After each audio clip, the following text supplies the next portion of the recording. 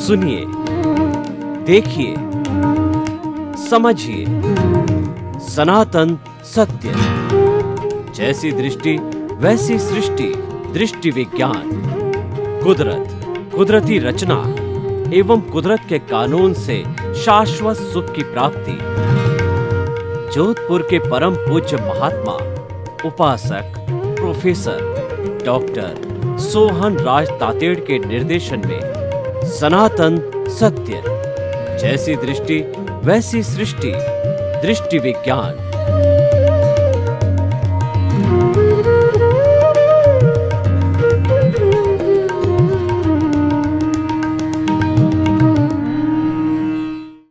भाई और बहनों, मातृशक्ति को नमन।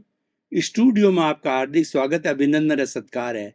आत्मविज्ञान, साइंस ऑफ द सोल कार्यक्रम के अंतर्गत हम आपको सही दृष्टि, सही सोच, राइट विजन, राइट थिंकिंग के तहत जो आपकी नकारात्मक सोच है, जो आपकी गलत विचारधारा है, जो आपका गलत भावधारा है, आप जिस गलत दिशा के अंदर सोच रहे हैं, हम आपको करेक्शन देते हैं। उस दिशा को सही कहते हैं, उसको हम दृष्टि विज्ञान कहते हैं। जैसी दृष्टि वैसी सृष्टि। आप दिशा बदल दीजिए, दशा बदल जाएगी। आप नजर बदल दीजिए, नजरिया बदल जाएगा। हम आपकी दिशा को बदल देते हैं, जिससे आपकी दशा बदल जाती है। ये सारा कार्य हम बहुत सुंदर सुंदर अलग अलग विषय, चिंतन और एपिसोड्स के माध्यम से करते हैं। तो आज हमारा बहुत ही सुंदर एपिसोड लेकर के हम आपके सामने उपस्थित हुए हैं, स्वतंत्रता और प्रतंत्रता। भाई और बहनों, स्वतंत्रता का अर्थ होता है फ्रीडम, प्रतंत्र का अर्थ होता है स्लेवरी। और फ्रीडम का अर्थ नहीं कि आप स्वतंत्र हो, आप अपनी मर्जी से काम करो। जो हमारे समाज की एथिक्स है, जिससे समाज बनता है, और समाज के जो मुख्य नियम बने हुए हैं, उन नियम का आप पालन न करो। जैसे कि कोई बहन होती है, बेटी होती है, किसको और पत्नी होती है, दादी होती है, नानी होती है, किसको किस नजर से देखना होता है, उसके प्रति क्या भाव रखने होते हैं, वो हमारे एथिक्स बने हुए हैं। आप उसका पालन नहीं करते हो, आप अनैतिक हो जाते हो, तो वो स्वच्छंदता है। मैं स्वच्छंदता की बात नहीं करता हूं। आप हिंसा करते हो, पब्लिक प्रॉपर्टी को जलाते हो, लोगों को मारते हो, लोगों पर गुस्सा करते हो, और लोगों को जो है दोष निकालते हो, लोगों को गाली देते हो। मैं उस जो है आपकी स्वच्छंदता की बात नहीं कर रहा हूं, मैं तो स्वतंत्रता की बात कर रहा हूं कि व्यक्ति अपने स्वतंत्र दिमाग से, बिना कोई प्रेशर से जो है वो अच्छा चिंतन करे। देखिए, हमारा भारतवर्ष जो है वो 800-900 वर्ष तक जो है स्लेवरी में रहा, परतंत्र रहा, गुलाम रहा। तो ये प्रतंत्रता है, वो स्लेवरी है, गुलामी है। हमने पिछले 200 वर्ष आजादी, 1947 की आजादी के पहले 200 वर्ष तक तो ब्रिटिश सरकार के हम जो गुलाम रहे, और किस तरीके से उनका पूरा 900 वर्षों के अंदर उन्होंने हमारी भारतीय संस्कृति को डिस्ट्रॉय किया। शुरू शुरू में शक आए, हूण आए, हम आर्यों की संतान है। उसके बाद के अंदर जो मुस्लिम आए, खिलजी आए, और जो है आपके जो है वो मुगल आए, और डच आए, और उसके बाद पुर्तगाली आए, और फिर ब्रिटिश लोग, गोरे लोग आए। तो इस तरीके से सब ने हमारी संस्कृति को बिगाड़ा, हमको गुलाम बनाया, हमारे पर शासन किया। हमारा यहाँ पे गुड्स है, वो बाहर जाके बहुत मुनाफा कमाते। इन सब का कारण एक था, हमारे में यूनिटी नहीं थी। सबका अगर एक ही शब्द के अंदर मैं उस स्लेवरी का, प्रतंत्र का कारण बताऊं, कि हमारे पास के अंदर जोश है, होश है, और हमारे पास में ताकत है, आत्मबल है, लेकिन हम 900 वर्ष तक गुलाम इसलिए रहे कि आपस में लड़ते रहे। एक राजा दूसरे राजा से लड़ता रहा। उस लड़ाई के कारण, आपसी फूट के कारण, जो जो लोग बाहर से आक्रांत आए, उन्होंने डिवाइड एंड रूल की पॉलिसी लगा करके और हमारे पर 900 वर्ष तक राज्य किया। तो भाई और बहनों, ये प्रतंत्रता है। तो मैं अब व्यक्तिगत स्वतंत्रता और प्रतंत्रता की बात करता हूं। ये तो पूरी एक सामाजिक है, और राष्ट्रीय, अंतर्राष्ट्रीय स्वतंत्रता प्रतंत्रता की बात है। मेरा जो एपिसोड है आज, वो व्यक्तिगत, इंडिविजुअल स्वतंत्रता और प्रतंत्रता क्या है, वह मैं आपको बताना चाहता हूं। देखिए, स्वतंत्र कौन होता है? जिस पे कोई बंदिश नहीं होती है। प्रतंत्र कौन होता है? उस पे कोई न कोई बंदिश होती है। जैसे कोई भी जेल के अंदर डाल दिया जाता है और पक्षी को पिंजरे में डाल दिया जाता है, पिंजरे में डालते वो स्वतंत्र हो जाता है, जेल में डालते ही व्यक्ति स्वतंत्र हो जाता है, और स्वतंत्र व्यक्ति वह होता है जो आराम से घूमता है, फिरता है, परिवार के साथ रहता है और सारे कार्यकलाप बड़ी मस्ती के साथ करता है। पक्षी आकाश के अंदर उड़ता है, और पशु जो है जलथर जो है, जलचर जो भी है, नभचर वाले आकाश में उड़ते हैं, वो अपनी अपनी गतिविधि अपने मन की कुशलता के साथ, मन के प्रसन्नता के साथ में, मन के आनंद के साथ करते हैं, वो स्वतंत्रता है। अब देखिए कि हमारे इंडिविजुअल बहुत समझने की चीज है, स्वतंत्र कौन है, परतंत्र कौन है। स्वतंत्र है हमारा भीतर विराजमान प्रभु। देखिए हर जीवित प्राणी के भीतर के अंदर प्रभु है। मैं बोल रहा हूं, वो प्रभु की प्रेजेंस से, प्रभु की कृपा से बोल रहा हूं। मेरा हाथ हिल रहा है, पांव हिल रहा है, और पांचों इंद्रियां काम करी है। ये पूरा शरीर मिश्र चेतन हो रहा है, ये चेतनवत हो गया है। ये हर काम करता है, खाता है, पीता है, उठता है, बैठता है, रोता है, धोता है, सब काम करता है। तो किसकी पावर से कर रहा है? इसका मालिक कौन है? इसका मालिक भीतर विराजमान शुद्ध आत्मा भगवान है। लेकिन ये इस जड़ के कारण जो है ये स्वतंत्र हो गया है। मूल रूप से वो, ये समझने की बात है कि मूल रूप से ये स्वतंत्र है, लेकिन ये जड़ पदार्थ की जो है जेल के अंदर आ गया है। सोहन राज रूपी मन वचन काया का पुतला है, उस पुतले के अंदर प्रभु विराजमान है, मूल प्रभु है, एब्सोल्यूट स्वतंत्र है। वो मोक्ष के अधिकारी है, मोक्ष उन्हें विराजित है, और मोक्ष वो जा सकते हैं। अगर शुद्ध उसको यहाँ से रिलीज हो जावे तो सीधे मोक्ष में जाएंगे। लेकिन इस पुतले ने, इस कार्बन शरीर ने, इस कॉजल बॉडी ने, इस लिंग शरीर ने जो है इसको जकड़ रखा है, इसलिए स्वतंत्र है। तो मैं क्या कहना चाहता हूं कि हमारे शरीर की बात करो, इंडिविजुअल बात करते हैं, तो इंडिविजुअल के अंदर ये, इस शरीर के अंदर जड़ भी है और चेतन भी है। ये जितना भी शरीर है वो सारा जड़ है, और ये जड़ जो होता है वह गलन मिलन धर्मा होता है, वर्ण गंध रस स्पर्श होता है। वो गलता है, मिलता है, टूटता है, खत्म होता है, और जो है वह कोई तरह की फीलिंग नहीं करता, जिसके अंदर सुख दुख की अनुभूति नहीं होती है, वह जड़ तत्व होता है। ये हमारा शरीर जो है एब्सोल्यूट रूप से जड़ तत्व है। इसीलिए जब इसमें से प्रभु निकल जाता है, हंसा उड़ जाता है, आत्मा निकल जाती है, तो इसको राम नाम सत्य करके और इसको जला दिया जाता है। जीवित को नहीं जलाया जाता है, क्योंकि जीवित तो चेतनवत हो जाता है। उसमें फीलिंग्स क्रिएट, प्रभु है उसमें फीलिंग क्रिएट करता है, सुख दुख की अनुभूति कराता है और कर्मों का भोग करता है। तो भाई और बहनों, हम स्वतंत्र है, हमारा चेतन तत्व है, स्वतंत्र है। और उस चेतन तत्व में से क्या होता है कि देखिए, उस चेतन तत्व की तीन अवस्थाएं हैं। पहला तो होता है हमारा जीवात्मा, वो आत्मा है। और जो आज विश्व में 365 तरह के धर्म दर्शन है, वो सारे धर्म दर्शन जो आत्मा में विश्वास करते हैं, इसको स्वीकार करते हैं। इसीलिए पुनर्जन्म को स्वीकार करते हैं, वो कर्मों को स्वीकार करते हैं, वो पुण्य पाप को स्वीकार करते हैं, वो सुख दुख को स्वीकार करते हैं। सब चीज को अपने अपने तरीके से स्वीकार करते हैं। उनकी शब्दावली अलग हो सकती है, लेकिन भाव एक ही है। तो ये हमारा जो चेतन तत्व है वो तीन तरह का है, इसके तीन स्तर है। मूल रूप से वो परमात्मा है, और वो परमात्मा कब हो जाता है? जबकि इस शरीर में रहते हुए परमात्मा हो जाता है, जब उसको सनातन सत्य मिल जाता है, एब्सोल्यूट ट्रुथ मिल जाता है, उसको केवल ज्ञान हो जाता है। तो केवल ज्ञान होने की स्थिति के अंदर शरीर में रहते रहते भी परमात्मा है। और जिसको एब्सोल्यूट ट्रुथ हो गया, इसका मतलब क्या हुआ कि कर्मों का आवरण है वह शून्य हो गया। अब उनका मात्र एक आयुष्य कर्म बाकी है, और दूसरे जो है शरीर से जुड़े हुए छोटे छोटे वेदनीय कर्म, आयुष्य कर्म, नाम कर्म और गोत्र कर्म, ये सब शुभ होते हैं। लेकिन क्योंकि मूल बात है उसका आयुष्य खड़ा है कि वो परमात्मा बनने के बाद भी 10 साल जिएगा, 20 साल जिएगा, 30 साल मिलेगा। जैसे भगवान महावीर का मैं उदाहरण दूं, तो भगवान महावीर को जो है वो अपने 42.5 वर्ष की उम्र के अंदर उनको केवल ज्ञान हो गया था, परमात्मा बन गए, ईश्वर बन गए थे, शरीरधारी ईश्वर बन गए। इसलिए समोषण रचाते, वो उनको भगवान कहा जाता है, तीर्थंकर कहा जाता है।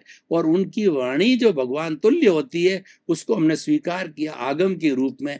आज भी हम उनको स्वीकार करते हैं, उनकी अभ्यर्थना करते हैं, उनकी पूजा करते हैं, और हम उनसे प्रार्थना करते हैं कि हम भी आप जैसे बने।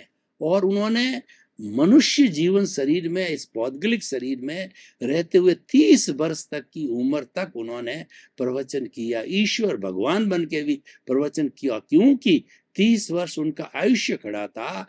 वह शुभ आयुष्य था, सब शुभ होता है। उनके शरीर के जितने भी अघाती कर्म होते हैं, जो भोग करने वाले होते हैं, वो शुभ था और आयुष्य खड़ा था जब तक वो शरीर को नहीं छोड़ सकते थे। बहुत से तीर्थंकर है जो केवल ज्ञान होते ही 1 दिन के अंदर, 2 दिन है, हफ्ते भर के अंदर जो है मुक्ति चलेगी, क्योंकि आयुष्य इतना ही बाकी था। तो भाइयों और बहनों, वो ये स्वतंत्र तंत्र की 3 अवस्थाएं, जीवात्मा, दूसरी होती अंतरात्मा, और तीसरा परमात्मा, जिसकी मैंने चर्चा की है। परमात्मा होने के बाद में इस शरीर का कारण, शरीर कॉजल बॉडी, लिंग शरीर जब जीरो हो जाता है, तो वह परमात्मा जो है इस शरीर को छोड़ करके मुक्ति में चले जाते हैं, सिद्ध बुद्ध मुक्त बन जाते हैं, सिद्ध शिला में अवस्थित हो जाते हैं। और वो ज्ञाता होते हैं, दृष्टा होते हैं, अनंत ज्ञान वाले, अनंत दर्शन वाले, अनंत शक्ति वाले, अनंत सुख के धाम। उनकी बहुत बहुत से गुण हैं, उनकी भजना करनी चाहिए, क्योंकि वह सारा स्वतंत्र कॉन्स्टिट्यूएंट्स है। तो इस तरीके से ये परमात्मा की बात होगी। और जीवात्मा कौन होता है? जीवात्मा है स्वार्थ की चेतना से प्रेरित होता है। वो मैं और मेरा के, कॉमन व्यक्ति मैं और मेरा के दायरे में ही होता है। मेरा घर, मेरा परिवार, मेरे बाल बच्चे, मेरा धन, मेरा दौलत, मेरी प्रॉपर्टी, मेरा सुख, 5 इंद्रिय का सुख, साधन, उसके अंदर ही रहते हैं, उसके परे नहीं जाते हैं, क्योंकि उनके पास में जो है रॉन्ग बिलीफ है। और जब उनको पुण्योदय से, भाग्योदय से अच्छा गुरु मिल जाता, कहा जाता गुरु बिना ज्ञान नहीं, गुरु गोविंद दाऊ खड़े और काके लागू पाए, बलियारी गुरु आपनी और गोविंद दियो बताए। ईश्वर के दर्शन करने के लिए गुरु का होना बहुत जरूरी है। वह सदगुरु जो है, वो जो है, जो सदगुरु है और वो ज्ञानी पुरुष होता है, वह उसको ज्ञान देता है, और ज्ञान देते ही वो जीवात्मा हो जाता है। ज्ञान देते ही उसके अनंतानुबंधी जो है मिथ्यात्व होता है, अनंतानुबंधी मोह होता है, उसको मोह की थैली को वो, जो कि उसका जो जहर होता है, उसको निकाल के सर्जरी करके बाहर फेंक देते हैं। फिर उसके सामान्य मोह रहता है, और वो धीरे धीरे समाप्त होता है, बर्फ की शिला की तरह। जो उसके जो कर्म इकट्ठे हुए वो होते हैं, उसके साथ साथ ही वह भोग करके बर्फ की शिला पिघलती रहती है। उस तरीके से वो भोग करके और सिद्ध बुद्ध मुक्त जो है वो परमात्मा बन जाते हैं, अंतरात्मा। अंतरात्मा बनते ही हमारे परमात्मा बनने की प्रक्रिया चालू हो जाती है। और अंतरात्मा वह होती है जिसके पास ज्ञान होता है, जिसके पास भेद विज्ञान होता है, और वह स्वतंत्रता प्रतंत्रता को समझता है। अब मैं विषय पर आता हूं कि स्वतंत्र है हमारी चेतना, और चेतना पर जो है जड़ के कानून लागू नहीं होते हैं। और ये जड़ है, न तो चेतन बन सकता है, न चेतन है वो जड़ बन सकता है। दोनों आपस में जुड़ सकते हैं, अलग हो सकते हैं, लेकिन अस्तित्व अपना अपना होता है। और चेतन के कानून अलग है, जड़ के कानून अलग है। तो ये चेतन तत्व स्वतंत्रता वाला होता है, और इस पर जो हमारा उदय भाव और प्रारब्ध चल रहा है, ये सारा जड़ है। इसीलिए कहा गया है उसमें उसमें व्यक्ति स्वतंत्र है, क्योंकि ये पूर्व जन्म के अंदर कॉज डाल चुके हैं, और कॉज डालने के बाद के अंदर स्वतंत्र हो गया है। As and when you enjoyed the seeds, you are you become the liable to to to get the consequences of those fruits. जो ही व्यक्ति जो है वह वपन कर देता है बीज का, जो ही कॉज डाल देता है, कॉज डालने के बाद में वो स्वतंत्र हो जाता है। कॉज डालने के पहले वो स्वतंत्र होता है, कैसे? मैं आपको उदाहरण देना चाहता हूँ कि मान लीजिए कि ना किसान है, अच्छी बारिश हो गई है सावन के महीने में और सावणु फसल लेनी है, तो सावणु फसल होती है वो बाजरी, ग्वार, मूंग, मोठ, तिल और जो है ये काकड़ी वगैरह, इन सब के मिश्रण से जो होती है वो सारी खरीफ की फसल कहलाती है। तो उसने क्या, 2 पोटली बनाई। एक पोटली बाजरा की जो फूड ग्रेन है, राजस्थान डेजर्ट एरिया या खरीफ वालों के अपना अपना फूड ग्रेन, तो राजस्थान के अंदर वो बाजरा फूड ग्रेन है और दूसरे में सारा मिक्सचर है। दोनों पोटली लेकर के वो अपने खेत की ओर जा रहा है और विचार कर रहा है कि कौन सा बीज बोना चाहिए, कौन सी फसल लेना चाहिए, कोई निर्णय नहीं कर पाता। लेकिन जो ही वह जाकर के और हल चलाने लगता है तो वह मिक्सर वाली पोटली डाल देता है और फिर वो स्वतंत्र हो जाता है। वो बीज डालने के पहले व्यक्ति स्वतंत्र है। इसका मतलब क्या है कि पहले हमारे जो भाव है, उस भाव के साथ में राग द्वेष अगर हम मिलाते हैं तो हम स्वतंत्र हो जाते हैं और हमारे कॉज पड़ जाते हैं। कॉज पड़ने के बाद के अंदर उसका इफेक्ट आता है और वह जो है कॉज एक जो है, हम कोई भी भाव करते हैं, भाव सत्ता जो है हमारी स्वतंत्र आत्मा की सत्ता होती है और वह भी स्वतंत्र है। तो वो अगर भाव कैसा किया जाए, भाव अच्छा किया जाए या भाव बुरा किया जाए, वैसे जैसा हम कॉज डालते हैं या हम भाव कोई नहीं करते, हम तटस्थ रहते हैं, तो उस अवस्था में हमारी कॉजल बॉडी नहीं बनती है।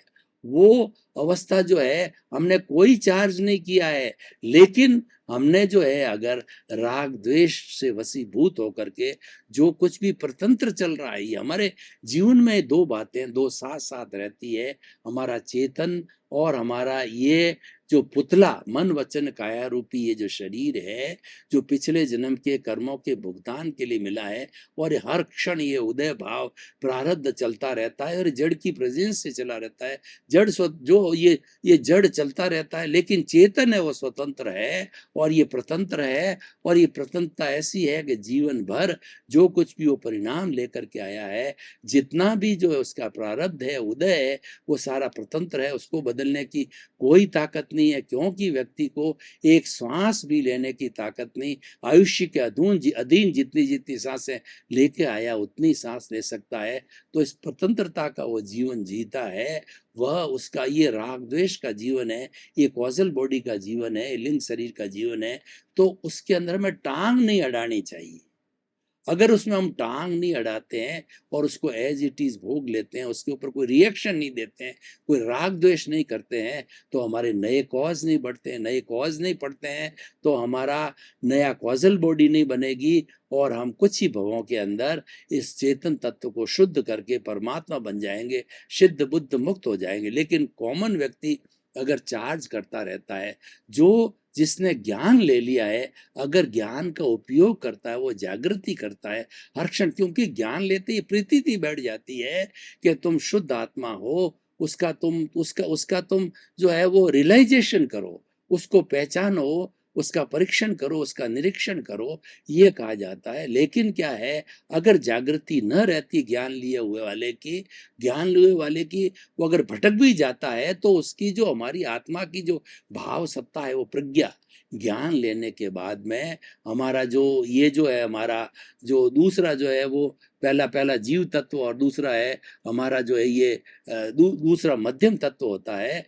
तो वो लेने के बाद के अंदर जो है हमारे ये एक चेंज आता है। वो प्रज्ञा जो है वो भाव सत्ता सारा कंट्रोल अपने हाथ में ले लेती है और भाव सत्ता कंट्रोल में लेने के बाद के अंदर वह इसको जो चल रहा है उसमें अगर कहीं भटकता है तो इस जीव को जो है वह प्रज्ञा जागृत करके और उसको सही रास्ते लाती है। सामायिक आलोचना प्रतिक्रमण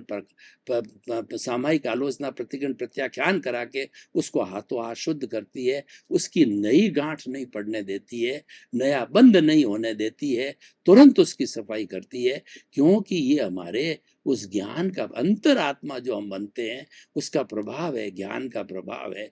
ज्ञान के मिलते ही सम्यक दर्शन हो जाता है और उसके साथ साथ सम्यक ज्ञान, सम्यक चारित्र, सम्यक तप की आराधना चली जाती। 5 आज्ञा क्या है? 5 आज्ञा जो दादा भगवान ने हमको दी है, 5 आज्ञा ही भगवान महावीर है, 5 आज्ञा ही शंकर है, ब्रह्मा है, विष्णु है, राम है, लक्ष्मण है, और 5 आज्ञा ही मोक्ष है। 5 आज्ञा है हमारी रिलेटिव, रियल, और तीसरी है अकर्ता भाव, अमालिकी भाव, और चौथा है संभाव, और पांचवा है जागृति। इसके हम जागृति में रहते हैं। जागृति किसकी?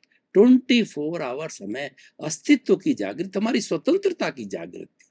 स्वतंत्र तो जो है हमारा चेतन तत्व आत्मा है, उसकी जागृति रहनी चाहिए कि मैं तो शुद्ध आत्मा हूं, और ये जो फिल्म चल रही है, ये फिल्म मैं पीछे से लेकर के आया हूं, ये हो रहा है, ये मैं कर नहीं रहा हूं, ये तो मेरा भोग है जो पीछे से लेके आया हूं, ये हो रहा है तो इसको एज इट इज चलने दो।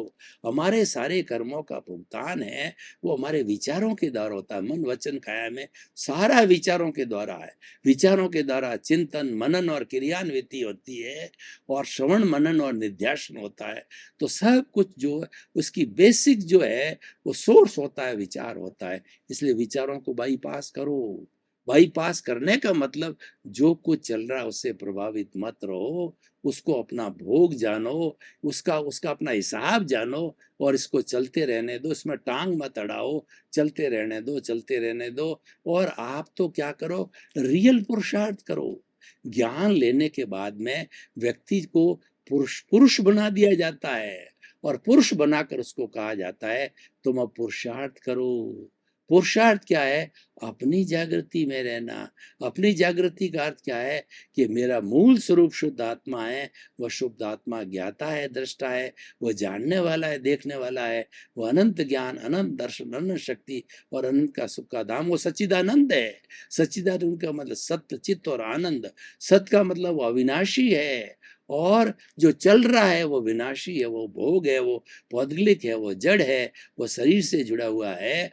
और सत्य और चित्त का अर्थ होता है वो ज्ञान दर्शन वाला है, उसका जो गुण है वो ज्ञान दर्शन है। और जो है आनंद उसकी जो है अनुभूति है, आनंद उसका जो है लक्षण है। तो वो आनंद को प्राप्त करना होता है। तो भाइयों बहनों, हम उस चिंतन में जावें, वो हमारा रियल पुरुषार्थ।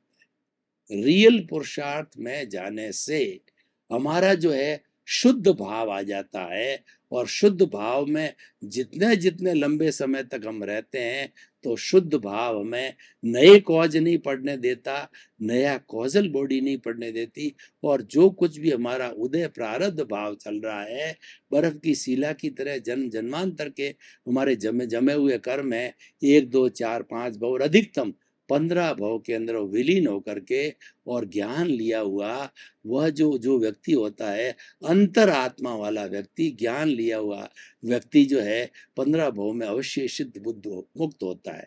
तो भाई और बहनों, ये स्वतंत्रता और प्रतंत्रता को मैंने बहुत गहराई से समझाया।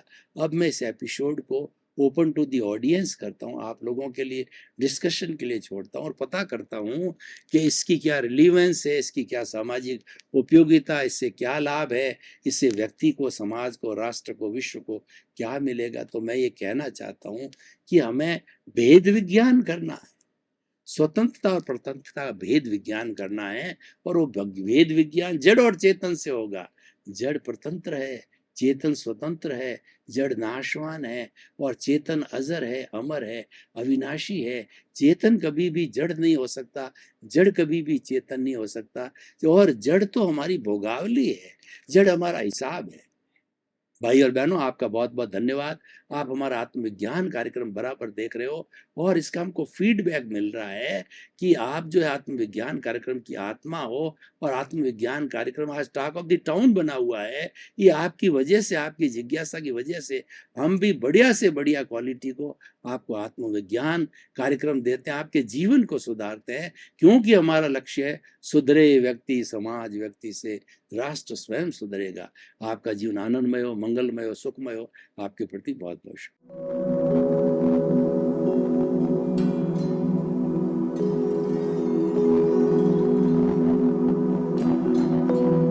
एक ऐसा अंतर्राष्ट्रीय ख्याति प्राप्त मानव जो गुरु प्रेरणा से पिछले 20 वर्षों से वानप्रस्थ जीवन जीते हुए 24 घंटे मानवता की सेवा में संलग्न है। एक ऐसा मानव जो अभी राष्ट्रीय, अंतर्राष्ट्रीय टीवी चैनलों पर 7,500 एपिसोड के माध्यम से सनातन सत्य, आत्मविज्ञान एवं पुनरुत्थान व्यवहार एवं निश्चय जगत के जीवनोपयोगी विषयों पर हृदय स्पर्शी प्रवचन कर चुका है। उस मानव का नाम है महात्मा उपासक प्रोफेसर डॉक्टर सोहन राज तातेड़। प्रोफेसर तातेड़ द्वारा योग, दर्शन, शिक्षा विषयों पर रचित पीएचडी स्तर के 250 शोध ग्रंथ भारत के 100 प्रतिष्ठित विश्वविद्यालयों में शोधार्थी पढ़ रहे हैं तथा वे सभी शोध ग्रंथ वहां की सेंट्रल लाइब्रेरियों में उपलब्ध हैं।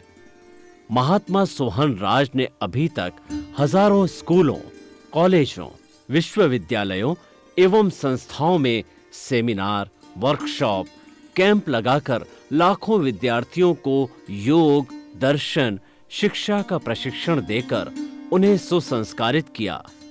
डॉक्टर तातेड़ ने भारतीय संस्कृति उत्थान के 4,000 से अधिक समसामयिक विषयों पर आर्टिकल लिखकर ऑनलाइन जर्नल, पत्रिकाओं, वेबसाइट्स पर प्रकाशित किया, जिसका उपयोग लाखों पाठक कर रहे हैं।